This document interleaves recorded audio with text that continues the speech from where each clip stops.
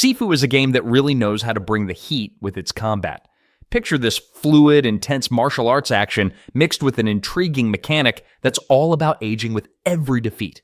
It's a concept that just feels fresh and intense, making every battle count more than you'd expect. Every time you fall, you don't just die and restart. You come back older, wiser, but with a little less health. This means you have to think twice before jumping into a fight and decide whether it's worth going in with more experience, but fewer chances to mess up. The game's combat system is sharp and deeply rewarding. Every punch, kick, and dodge feels satisfying, and the game really pushes you to master your moves. It's not about button mashing, it's about learning the flow of the combat, mastering the timing, and making every strike feel like a calculated decision. The more you learn, the more satisfying it gets. What really sets this game apart is the way it makes you interact with the environment. You're not just fighting one-on-one with enemies, but using the surroundings to your advantage. Throwing someone into a table or grabbing a weapon lying around can really change the tide of a battle. It's little things like this that make the gameplay feel dynamic, like you're really in the moment, using everything around you to survive. And that aging mechanic, it's not just a gimmick, it adds a real layer of strategy to the game. Marvel's Spider-Man, Miles Morales. Swinging around the city never felt this smooth and stylish. The second your feet leave the ground, the world just opens up in the coolest way. Zipping through snowy streets, flipping through the air, and chaining web swing after web swing is the kind of thing that never gets old no matter how many times it's done.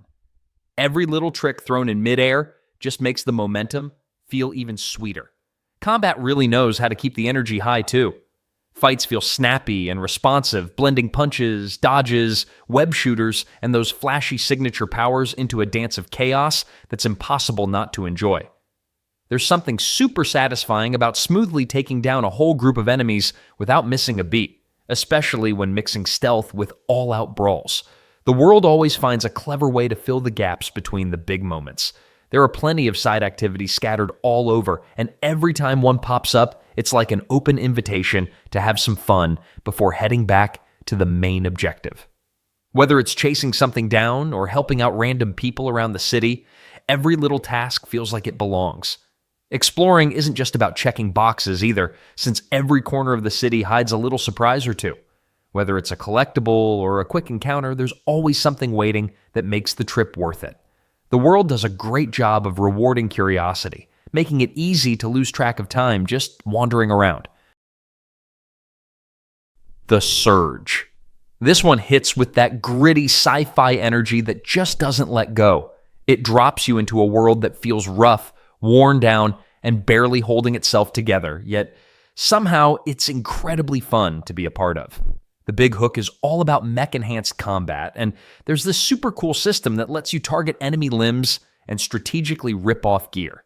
Yeah, it sounds brutal, and it kind of is, but in the best way possible. The whole combat loop is tight. Every encounter feels intense, like you're constantly calculating your next move. You don't just swing wildly, you commit. Timing matters, dodging matters, and if you're not paying attention, it'll slap you around pretty quick. But once you start to get the rhythm, it really clicks. That moment when you perfectly execute a combo and slice off exactly the part you need, so satisfying.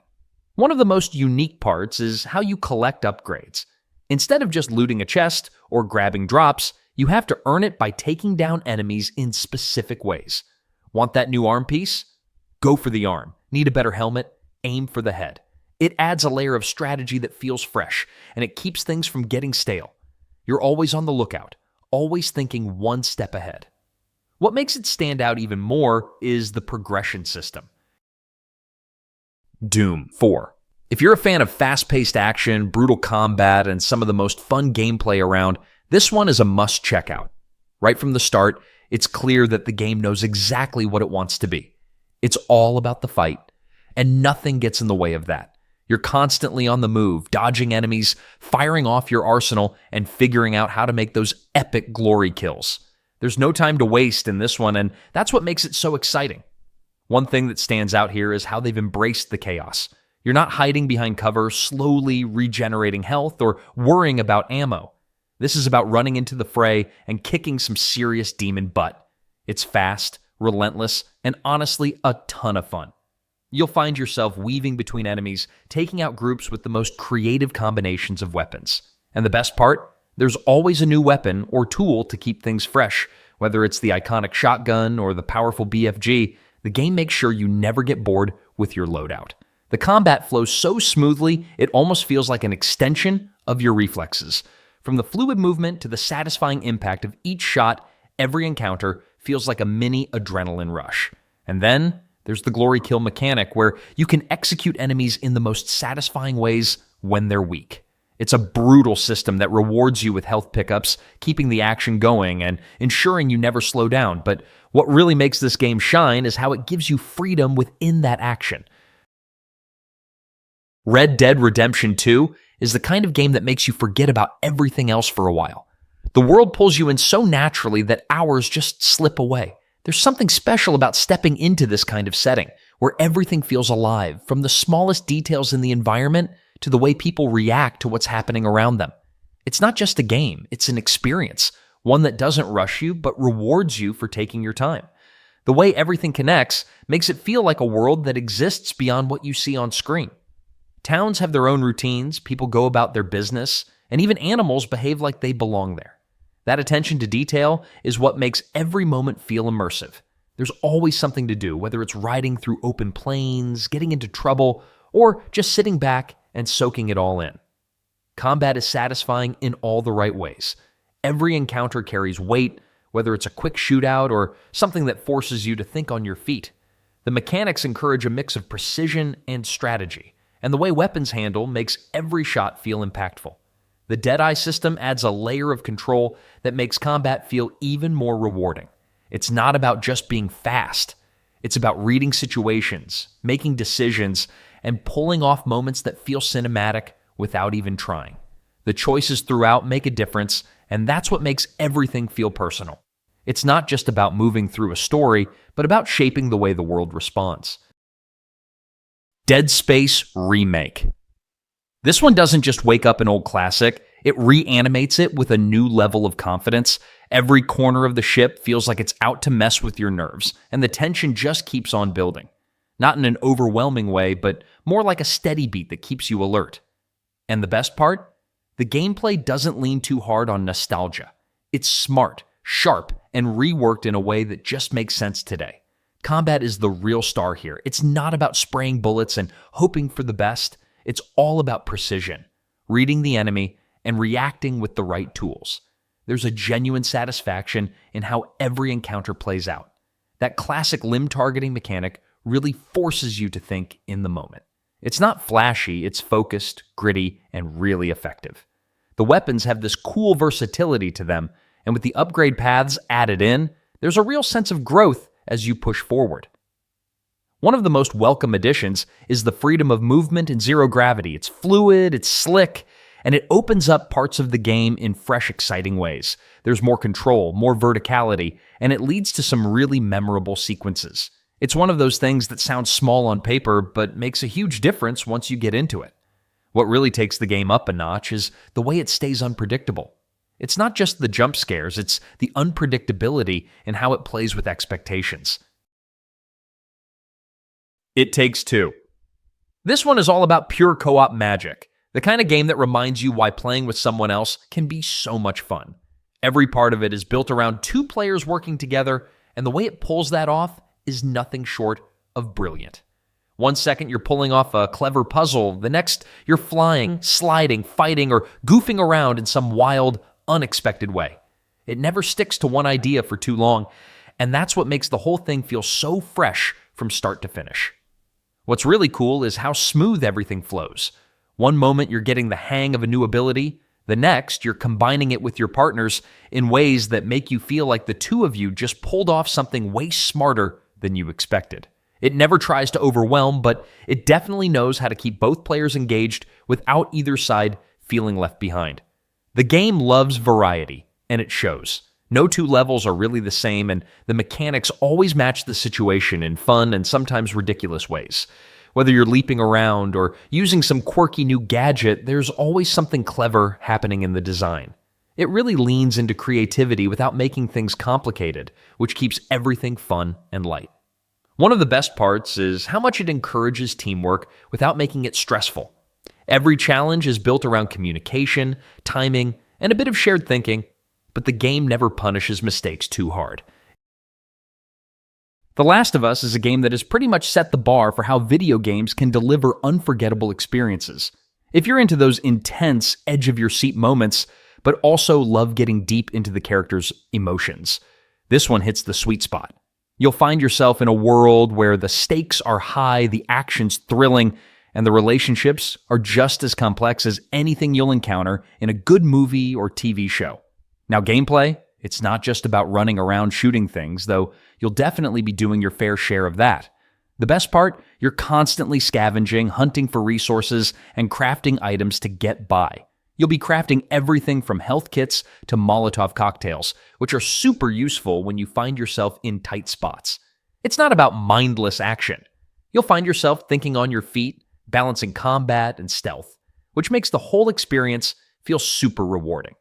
One of the coolest parts is how you'll navigate through these crazy, post-apocalyptic environments. There's something oddly satisfying about exploring abandoned buildings, figuring out where you're supposed to go, and piecing together what happened before the world turned upside down. It's like being dropped into a world that's both familiar and totally alien at the same time. And while you're out there in the wild, you won't always be alone. You've got companions who are not only helpful in a pinch, but also bring a lot of personality to the mix. The Callisto Protocol. If you're into creepy corridors, things skittering in the dark, and that, wait, did something just move feeling, this one delivers the goods hard. It's basically a roller coaster ride through a space prison gone horribly wrong, and you're right in the middle of it with nothing but a stun baton, bad luck, and sheer stubbornness to keep you alive. Combat here is gritty, up close, and surprisingly brutal. It's not your usual spray and pray shooter. Instead, it's more like dodge, whack, panic, repeat. Super physical and intense. There's a real weight to every swing of your weapon, and when enemies get close, which they will, you feel it. The game wants you to get your hands dirty, and honestly, it's kind of satisfying in a I didn't know I liked melee this much kind of way. But here's the fun part. It's not just about smacking monsters. There's this cool gravity gun called the GRP, and it lets you pick things and enemies up and toss them into hazards. Picture grabbing a mutated space inmate and hurling them into spinning machinery. It never gets old. It turns the environment into a playground of very unsafe ideas, and that's part of what makes it fun. There's a nice mix of tense exploration, crafting, and oh no moments, but it never tips into overwhelming territory. It respects the fact that you might need to breathe between heart-pounding encounters before throwing another nightmare your way. The Evil Within 2. If you're into games that get under your skin, make you think on your feet, and keep you on edge, this is one you should definitely check out. The game kicks off with you playing as Sebastian Castellanos, and trust me, it doesn't hold back. You're in for a world of weirdness and creepy monsters around every corner. It's a survival horror experience that feels both familiar and fresh, with mechanics that have clearly evolved from the first game. One thing that stands out right away is the game's open world feel. Union is a big place, and the freedom to explore it at your own pace is such a nice touch. It's not a completely open world game, but it lets you roam and get into side missions, which adds a lot of value to the overall experience. The combat is a mix of everything. You've got your classic stealth sections where you'll need to sneak around and conserve your resources, but you also get to go in guns blazing if you feel like it. And let's talk about that crafting system. The ability to create health items, ammo, and even traps is a game changer. It really adds an extra layer of strategy to every encounter. You never know when you'll run low on resources, so finding the right balance between crafting, scavenging, and using what you've got is crucial. One of the best parts of the game is how it lets you build Sebastian to fit your playstyle. Final Fantasy VII Remake. This game knows exactly how to pull you into its world and keep you hooked for hours without even realizing it. One moment you're figuring out your next move, the next you've sunk deep into fights, upgrades, and all kinds of satisfying little systems that just flow together perfectly. It's the kind of game that isn't afraid to let players feel strong, but still toss in enough challenge to keep things exciting. Combat hits that perfect sweet spot between action and strategy. Swinging a sword or unloading a few shots feels great, but the real fun kicks in when you start mixing attacks, abilities, and materia setups.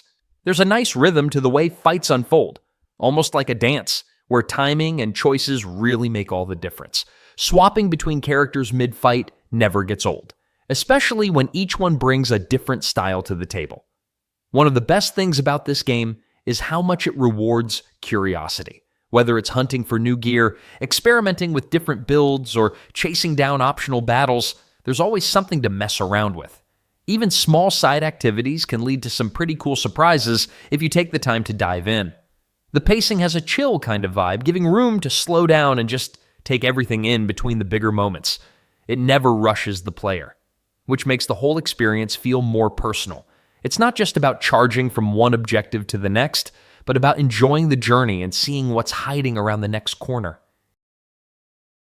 Assassin's Creed Origins. This one's like stepping into a massive living museum, only instead of just looking around, you're climbing pyramids, diving into tombs, and getting into some pretty intense sword fights. It's got that cool vibe where history feels alive, but it doesn't shove it in your face. The world is just straight up fun to explore. Every corner's packed with little surprises, whether it's some ancient ruin off the beaten path or a random side activity that ends up being way more interesting than expected. What really sets it apart is how much freedom it gives you. There's this huge stretch of desert one moment, then suddenly you're weaving through city streets or sailing down the Nile the next. It flows really naturally, like the game just wants you to do your thing at your own pace. Take your time, follow some clues, find a few hidden spots, or just hop on your camel and ride into the sunset. Totally your call. The way everything fits together is just smooth. You get this slick mix of action and exploration without it ever feeling like a checklist. And the combat finally feels satisfying. It's not just button mashing anymore. You've got different weapons to mess around with, and they each handle a little differently, so it's fun to experiment. Some hit fast and light, others swing slow but deal a ton of damage. And when you get the rhythm down, it just clicks. The leveling system and gear upgrades keep things feeling fresh too. You're always finding new loot or tweaking your setup to suit the way you like to play. A Plague Tale Requiem. This one is an absolute treat for anyone who loves a good mix of stealth, strategy, and emotional storytelling. You're thrown into a world that's grim, full of challenges, and where survival is always a constant struggle. You'll find yourself navigating tight spaces, using the environment to outsmart enemies, and dealing with one of the most terrifying and unique threats, the rats. First off, the gameplay here is all about making the most of your surroundings. It's not just about dodging enemies and sneaking around. You're actively thinking through how to use the environment to get ahead. You've got weapons, sure, but there's a ton of creativity in using alchemical tools to manipulate light, start fires, or even extinguish flames to create new paths or distractions. It's pretty fun how you can think of clever ways to avoid direct confrontations, but when you do have to fight, the combat feels satisfying, like you're always making the most of the resources available to you.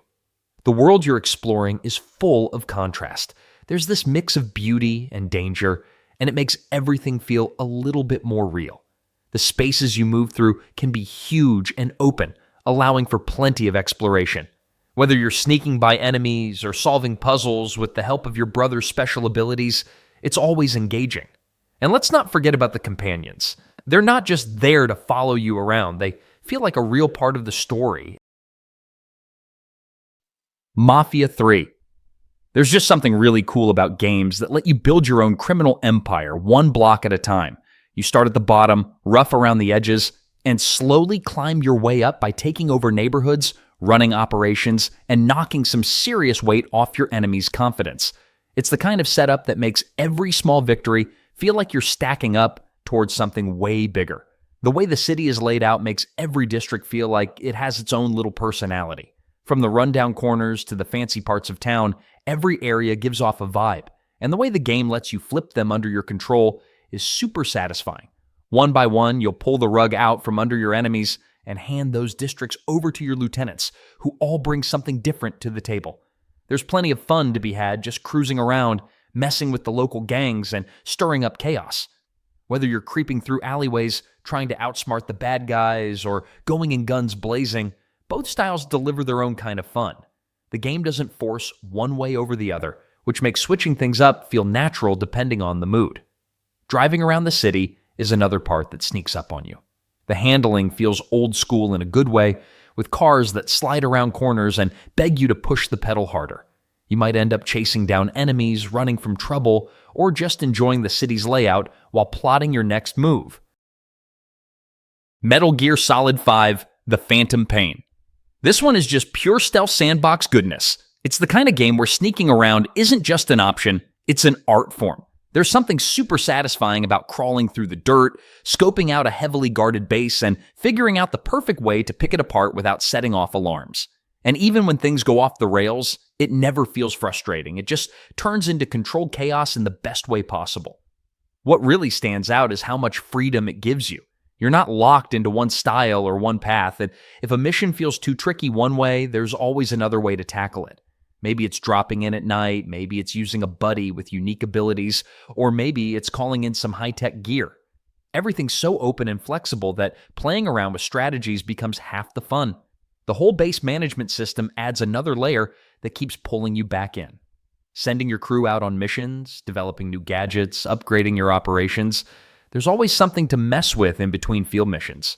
It's got that loop where the more you explore and experiment, the stronger and more equipped you become for the next challenge.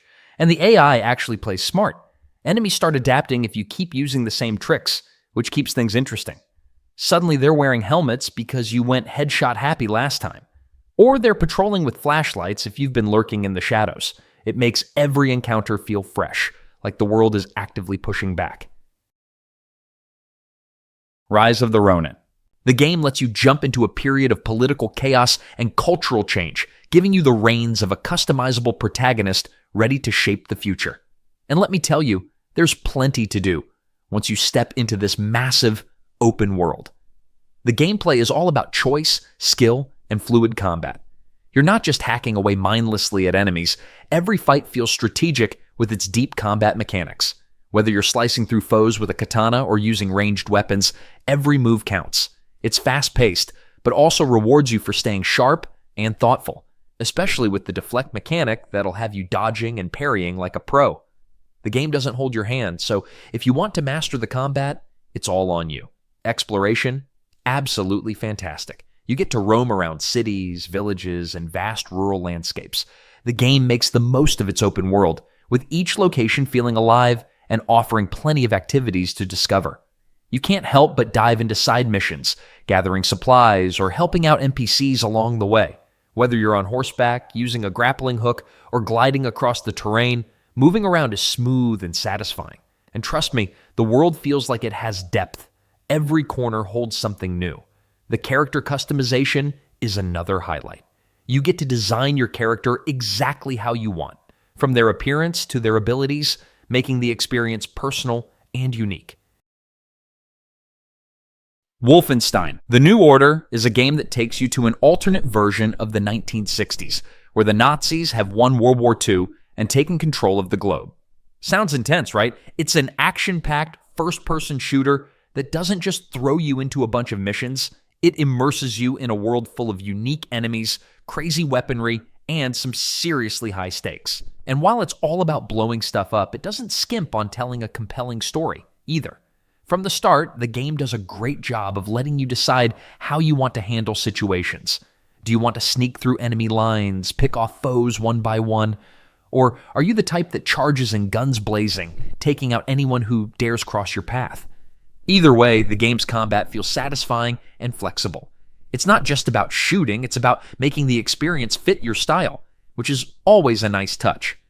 One of the standout features here is the weapon variety. We're talking everything from standard guns to wacky, over-the-top experimental weapons. And the best part? You can dual-wield most of them. Want to go full Rambo with 2 shotguns? Go for it. That level of freedom really makes combat fun, and there's something pretty thrilling about unleashing chaos with a weapon in each hand. The environments are also well thought out. Each level feels like a different part of this twisted version of Earth, and the design really pulls you into the setting. You'll explore everything from high-tech Nazi strongholds to more desolate, war-torn locations. Monster Hunter Wilds is the latest addition to the iconic action RPG franchise, and it's absolutely packed with everything fans love about the series, plus a few exciting new twists. And this game takes things up a notch with its sprawling new world, filled with wild creatures and unpredictable environments. What's awesome about this one is that it truly focuses on the thrill of the hunt and the adventure of discovering new areas and monsters without overwhelming players.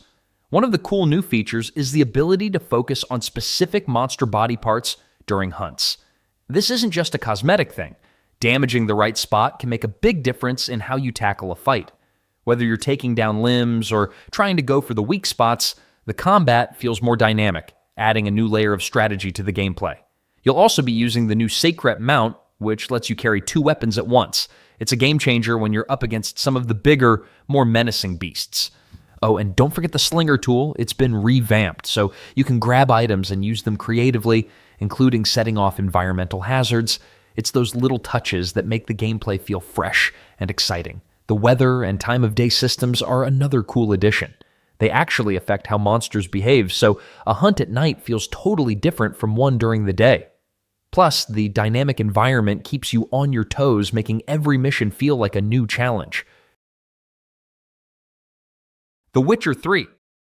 There's something really special about the way it combines an epic, sprawling adventure with a world that feels alive in a way not many games manage to pull off.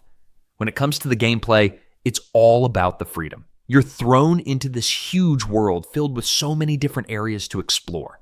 From the lush forests to war-torn villages, it's a place that feels lived in, and every corner has something interesting to offer. You can be doing one thing, like hunting down a vicious monster, and then get sidetracked by a side quest that has you investigating a strange creature terrorizing a town. Every quest feels important, even the smaller ones, and they all fit together to make the world feel connected. The combat, it's fast, fun, and versatile. Whether you prefer getting up close and personal with your swords or casting powerful magic to take down enemies from a distance, there's a combat style that suits everyone. It's not just about hacking and slashing, though. You'll need to be smart and think on your feet, using the right tactics for each enemy. It's the kind of game where you learn, adapt, and feel really satisfying as you start to master all the skills at your disposal. What's also awesome about this game is how much it makes your choices matter. Every decision, no matter how small, can have big consequences, and that adds a layer of tension and excitement. You're not just going through the motions, your actions shape how the world around you unfolds. Far Cry 4 is one of those games where you just dive into an open world full of chaos, beauty, and endless adventure. From the moment you step into the shoes of AJ Gale, it's clear you're in for a wild ride across the rugged and picturesque landscapes of Karat. This isn't just about running and gunning, it's about how you can make the most of the environment around you. The best part? You get so many ways to explore. You can be on foot, cruising around on a quad bike, or even soaring through the air with a wingsuit. Kyrat feels alive, with plenty of nooks and crannies to check out, side missions to tackle, and just enough chaos to keep things interesting. It's not just a shooter, it's a playground, and the variety of ways you can approach a situation is incredible. Whether you prefer sneaking around, taking out enemies one by one, or just going all guns blazing, there's a style for everyone. One of the standout features is the map editor. It's super cool that it lets you create your own content. So if you get tired of the main game, you can jump into a whole new world made by the community. The multiplayer modes are also a fun addition. Whether you're teaming up for a co-op mission or going head-to-head with other players, it's one of those games that gives you enough options to keep coming back, no matter how you like to play. And let's not forget about the story. While we're not diving into spoilers, it's easy to get sucked into the conflict between the Royal Army and the rebels. Pagan Min, the villain, is a character you won't forget anytime soon. He's got that perfect mix of charm and danger,